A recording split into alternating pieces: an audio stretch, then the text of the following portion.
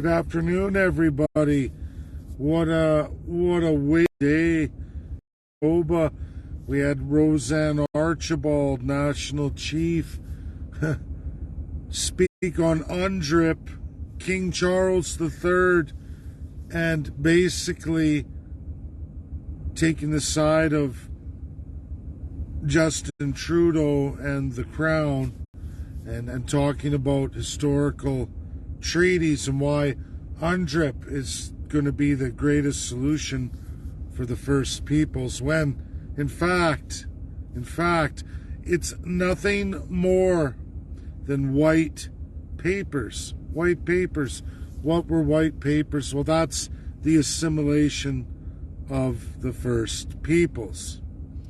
Folks, Roseanne Archibald, National Chief, professes to be all for her people, when absolutely it's not true, not remotely true, not even close. And we're going to get into that because honestly, these are Indian agents. In the first class, they're Red Nation peoples who sold their souls to take their place as a higher human being in Canada. They've fallen in love with the Crown. They've gotten rich with the Crown at absolutely the expense of their own people, the worst of the worst. And when we look at history, this was first talked about by Malcolm X, Dr. Malcolm X, and many others. They talked about the house Negro. The house Negro loved his master, was taken care of way better than the other field slaves. They got whipped. They were dressed in rags. They lived in squalor, while the house Negro wore fancy clothes, ate the same food as the master, served and loved the master at the detriment to all the field slaves, even rat on them, even sell them down the river. I'm going to tell everybody, for First People and Canadians alike, what UNDRIP Canada represents is not international law. It was vetoed by the United States of America. Vetoed, meaning it goes in the garbage can for international law, meaning no UN is going to stand for the First Peoples on UNDRIP.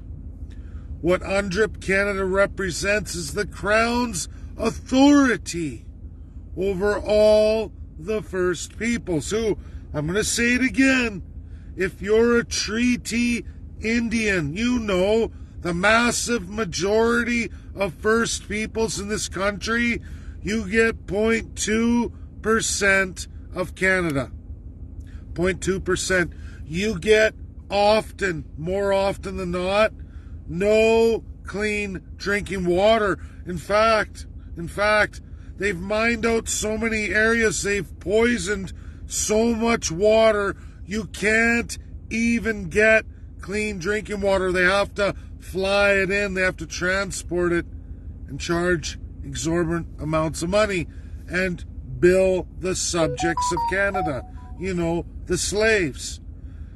Because forever and a day, folks, I know for a lot of you it's rinse and repeat here, but it has to be said. Forever and a day, it's the Indian Act 1876 to right now, as I give this video, where all First Peoples in Canada, Treaty Indian, unceded, those at war with the Canadian government, the Métis, and the Inuit, will forever be known and legally spoken of as savages under the Indian Act. There is no Aboriginal, there's no Indigenous or any other name that they'll try to assign to make it look good. There is no good. It's shit. savage Indian, a lesser person. All crown colonials assign a savagery to some peoples. They have to oppress, crush, genocide, maim, rape, pillage, plunder of everything they are and everything they have or are ever going to have, so that the subjects feel better about themselves. Because you're not really that bad as a slave. It could be worse. You could be a savage person we've defined constitutionally. That's how they get away with their first class, second class, third class divine system. You know, divine human beings who rule over other lower human beings. You know, something that's illegal worldwide today in international binding law.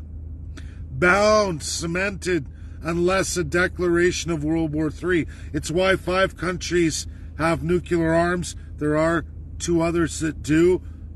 But since non-proliferation, it's why only 5 hold those powers and nobody else generally is allowed to have any or grow any from the other 2 countries who had historical arms.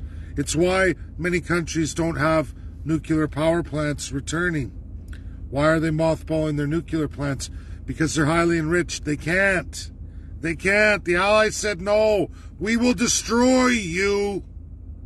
First Peoples Canadians, there have been 85 countries in the world today since 1945 completely dismembered and redesigned for their definition of savage peoples. Outlawed, eradicated, ended. But not for you here in Canada. Not for us in Canada. The government of Canada, through their Indian agents, it's a system found in the Indian Act. It's where Roseanne Archibald, National Chief, gets her grand powers from, her divine status, her extreme wealth. She's worth a tremendous amount of money. She earned every cent, right? She's a crown colonial first-class citizen, all handed to her by the government that would kill, genocide, maim, rape, pillage, and plunder all First Peoples. Keep you down, keep you low, dehumanized. And then you wonder why reserves have so much drug problems, alcoholism, all these issues of their family units. Why are they so broken? Well, we have residential school genocide, 60s scoop, and all the transgressions of the Crown. Nothing the Crown has ever done for the First Peoples has been done in any other manner except to eradicate you. And the Indian agents help. The Indian agents. Roseanne Archibald, National Chief, she clearly articulated today at the Assembly of First Nations Chiefs in Manitoba. She did that. She spoke about King Charles III and, oh, monumental. Oh, and look. Oh, and everybody recognizes the First Peoples. Oh, your traditional territories. But then we heard from Grand Chiefs who say that's not worked out so well for them. 0.2% of Canada is available to the Treaty Indians. By far the worst treated peoples in the entire world. In the entire world. The Jews of the Holocaust had it tremendously bad. That was a 7-year period. Now, I'm not saying anything. I'm just saying 150 years of direct Canada genocide on one group of peoples. National Chief says, we're following Charles III, those historical UK texts. Oh, it's wonderful. Look at me. I'm worth $10 million. And First Peoples' life expectancies and health is 10 to 15 years lower than the average Canadians. Yeah, Roseanne Archibald, she's doing great. She's doing great. So's Mary Simon, Governor General of Canada, loaded to the nuts. She's doing great. These Indian agents are doing great. But not their people. Because for them to do great in the Crown means that fringe minority Indian that they're going to craft, they're trying to get you through UNDRIP Canada, not UNDRIP UN, folks. It was thrown out in the UN. Roseanne lied today, cements the Crown, pledges allegiance to Charles live, tells about the grandiose, wonderful Crown that's been killing her people for 300 years. 300 years. All American Indians, folks, all American Indians have constitutions. They're codified in real federalism, meaning the power of a state governor and each of the 50 states themselves has been bestowed upon 155 nations inside the USA. They even have their entirely own federal ministry for them alone. Them alone. They have the power of state. Each one of the 155 nations, they have 133% more land than all the First Peoples in Canada combined. That includes Inuit, Métis, seated and unceded Indians, treaty or not, as well as all 40 million Canadians. And folks, there's only a little over 6.5 million American Indians. I mean, it's great because it's twice or 3 times as many as the First Peoples, just in treaty lands. And they have 133% more land than all Canadians, all Métis, all Inuit, and treaty or unceded Indian. Doesn't matter. That's how much more they have. And they have their own governments.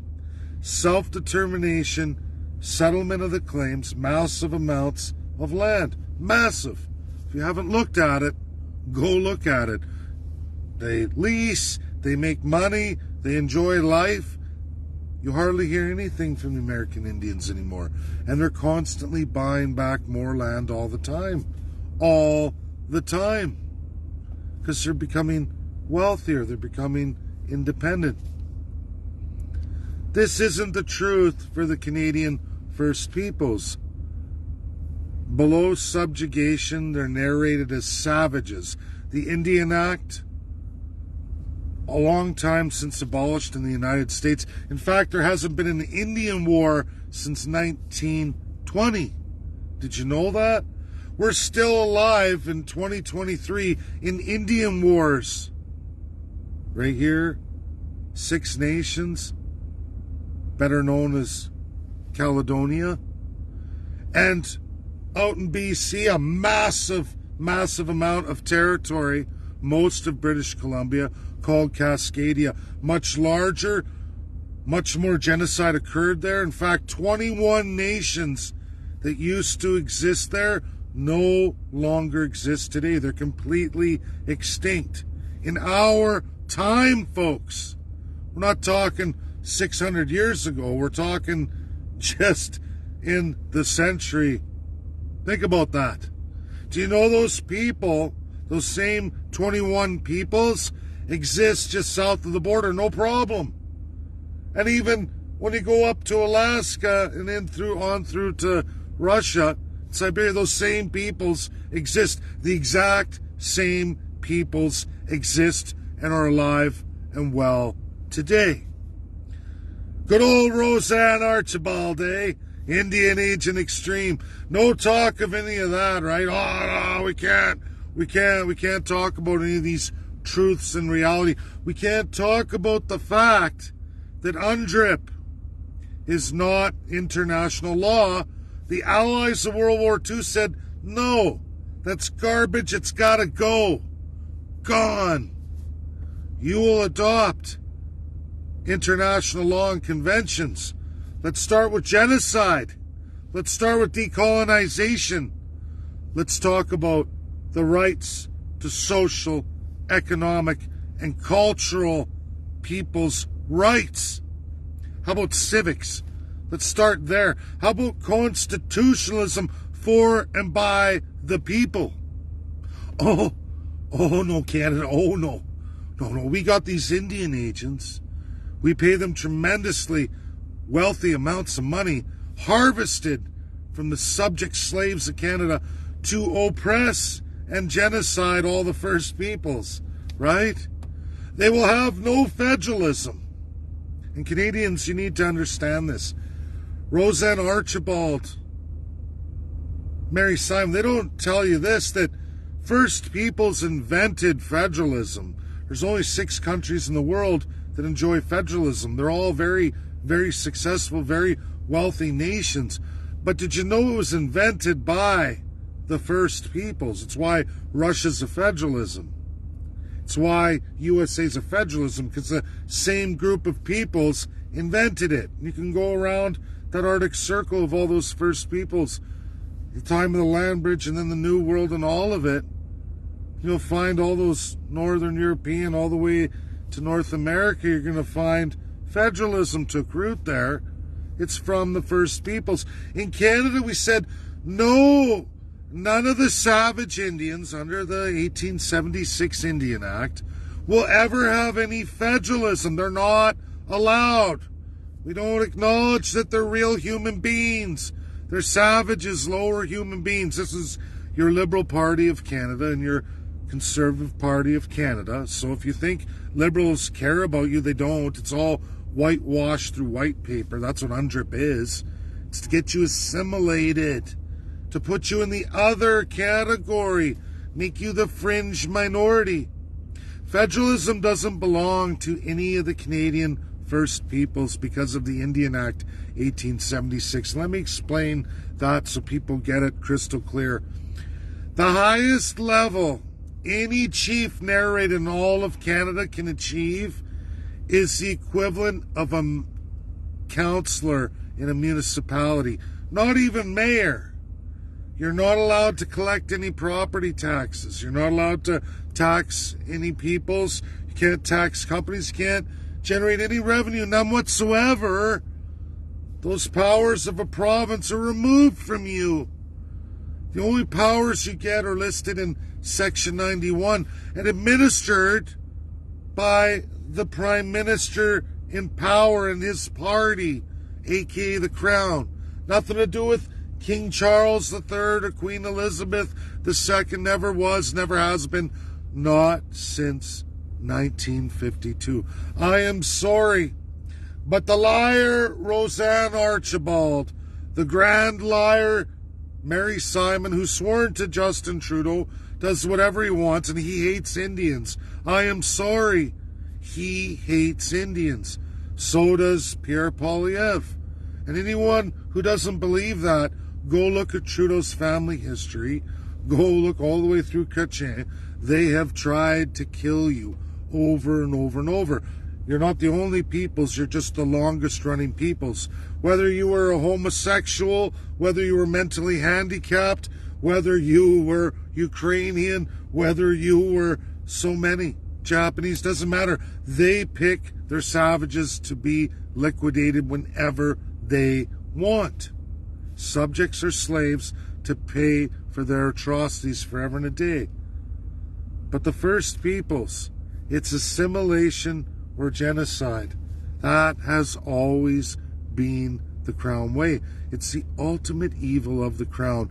It's there in history. History shows you the Allies of World War II, the great promises to be rid of that. Enfranchisement ended in 1960, thankfully because of Russia and penmanship through the United States and most of the world. That's it. That's the only reason why it ended in Canada. Otherwise, First Nations women under a matriarchal ideology would have just been subject to assimilation through conquest of regular Canadians. And that's sad. It's sick. It's wrong. It's a form of rape, sexual assault.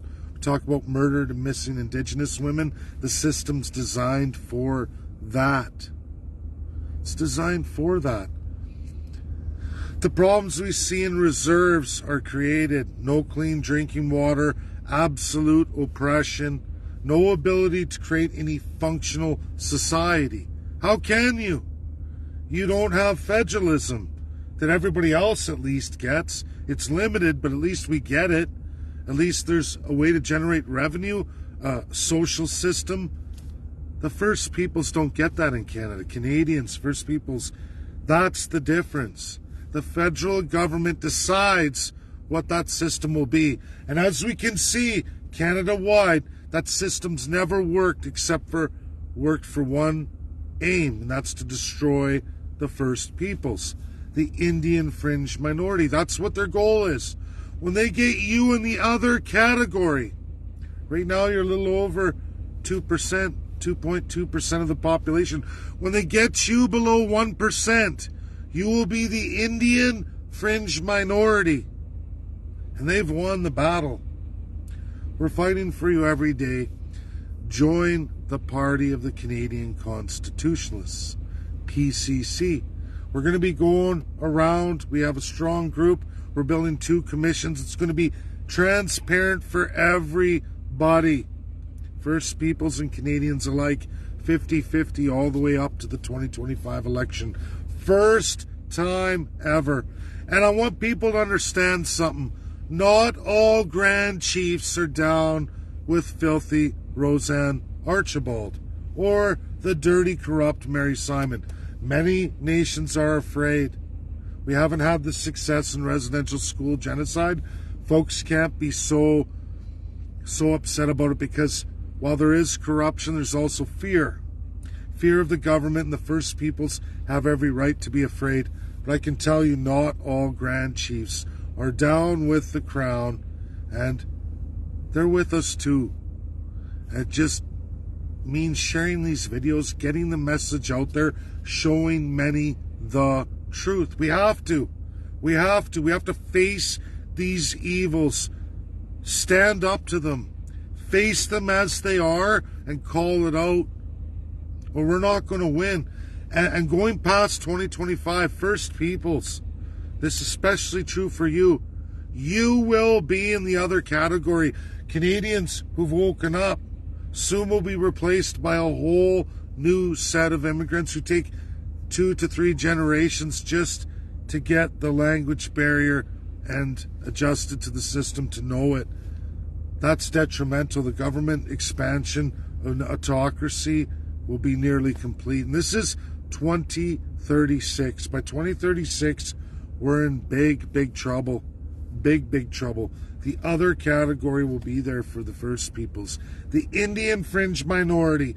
And no one in the world will listen to you. No one will care because you will be listed in statistics as other. Not worth nothing. And all the acknowledgements and territory and named streets, what's that going to matter? What does it matter now when it's only 2.2% of Canada? For you, it's not viable. It's not any way, shape, or form normal in the world today. It's sick, oppressive, it's inexcusable in a country as vast as Canada. Again, we can't give Turtle Island back. The world's binding laws say it is where it is today. You're not displacing people, but we can take First Peoples. We can take 90% of Canada, called the Crown lands, that are not King Charles III's lands. They're your filthy, corrupt politicians, federally and provincially, whomever we elect. We take that crown, we destroy that crown. We take those 90% of Canada's lands and we divide it 50-50, First Peoples and Canadians. It's that easy. It's that easy. We can destroy the crown with an elected prime minister, meaning be elected in a minority prime minister. As soon as you get that, the day of election to the 30-day ascension, you can destroy the crown. And we can force constitutional conventions in every province and every territory. This is why it's important 50-50. Half the MPs are Canadians, half the MPs are First Peoples. We do that, and we can turn this country around for everybody. massive land for everybody. The wealthy elite don't like this. No siree, none whatsoever. They like compressing everybody into their cities. But we're going to give the power to the people, and you're going to codify it in real constitutional conventions. A set for the First Peoples, a set for Canadians, nation within a nation. If you think it's cockamamie crazy, I'm sorry, it's not. It's alive and well today in the United States of America. Flourishing. I don't see anyone whining there. 94.5% of USA is available to all the people of USA. We can codify it the right way. We can put in every aspect, every idea. How do you do that? We have conventions in every reserve, every town hall, every community, Canada-wide, for every member of the Canadian and First Peoples together. And we can do that in every community, in every minority language, in every First Peoples language, whether it's here today or extinct now. We have them all, and we can present conventions in all minority languages, absolutely all of them, if people choose that in their community. Absolutely. And you craft the rules going forward. We follow international law. We have the world's best experts, the greatest legal minds worldwide from many, many countries to help administer that. That's the truth. That's the truth. That's what we can do, and that's what we will do. Share this video. It's important. The Indian agent evil is alive and well today. Pierre Elliott Trudeau, Jean Chrétien, all their evil, the 60s scoops and all the white paper and the assimilation, the residential school genocide of their forefathers before them, liberal or conservative. NDP is in this too in the provinces. Bloc's in on it. Maxime Bernier's down with it. They're all with it. We're the only ones who provide the real solution for and by all the people of Canada. It has to be done. Time's running out. This is our chance, 2025. Share the video. Get it out there. Stand up to the crown. We want to take that crown. We want to crush that crown, break it into 40 million pieces for everybody, First People and Canadians alike. That's what we're going to do. Full transparency. That's my video. Share, share, share. Get it out there. Bye now.